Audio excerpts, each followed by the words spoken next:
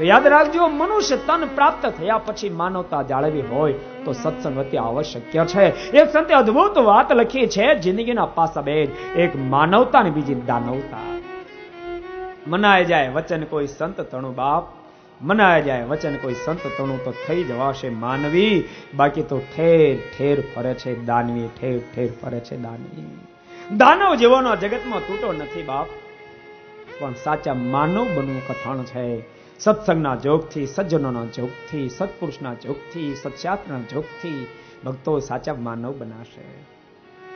એક વાત કહું ભક્તો, એક પ્રશ્ન આપણને રહે છે, બધાને રહેતો હોય કવાણીભાઈ, આપણે બધાને રહેતો કે આપણા દેશની અંદર કથાઓ પારણ આ તે કેટલું થાય, તેમ છતાંય લોકોની અંદર નૈતિકતા વગેરે વગેરે ઘણું ઓછું છે.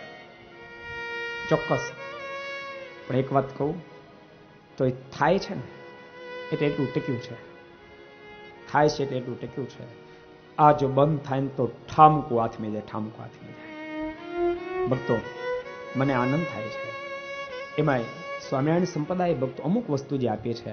અમારે સરાકાડીની અંદર પ્રતિષ્ઠાથી મંજી બાપા આવ્યા હતા, બહુ તટસ્થ મહાપુરુષ, બજરંગદાસ બાપુના પટ શિષ્ય. પ્રવચનમાં સ્ટાર્ટિંગ જ ત્યાંથી કર્યું કે હું બહુ તટસ્થ ભાવથી બોલીશ. મેં દુનિયાના ઘણા બધા સંપ્રદાયનો અનુભવ કર્યો છે, પણ વ્યસન મુક્તિ સદાચારમાં દુનિયામાં ટોપ લેવલે કોઈ સંપ્રદાય બેઠો તો એ સ્વામિનારાયણ સંપ્રદાય બેઠો છે. બીજા શબ્દો, હજુ 50 વર્ષ સુધી આ સંપ્રદાય કોઈ ઓવરટેક કરી શકે એ દુનિયામાં કોઈ સદ્ધર સંપ્રદાય મને દેખાતો નથી.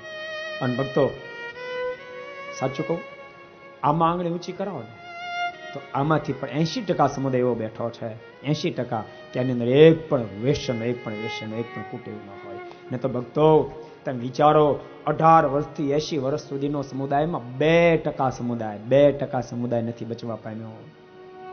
ત્યાં ભગવાન સ્વામિનારાયણની ઘેરે 80% સમુદાય બચેલો છે. ભક્તો આ નિર્માણ ભારત દેશમાં થઈ શક્યું છે. સત્સંગ નિર્માણ કરાવી શકે. સત્સંગ તો સત્સંગ છે, પરંતુ ઘણી ફેરી સત્સંગને આપણે અમલીકરણ નથી કરતા, જેને કારણે પરિણામ સુધી ન પહોંચાય. કુમારભાઈ બહુ સરસ વાત કરી હતી કે આપણે સત્સંગને અમલીકરણ કરવું પડશે. સત્સંગ તો દિવ્ય જ હોય, અમલ જો કરી લઈએ ને તો આપણને પડે સત્સંગ દિવ્ય કરી નાખે.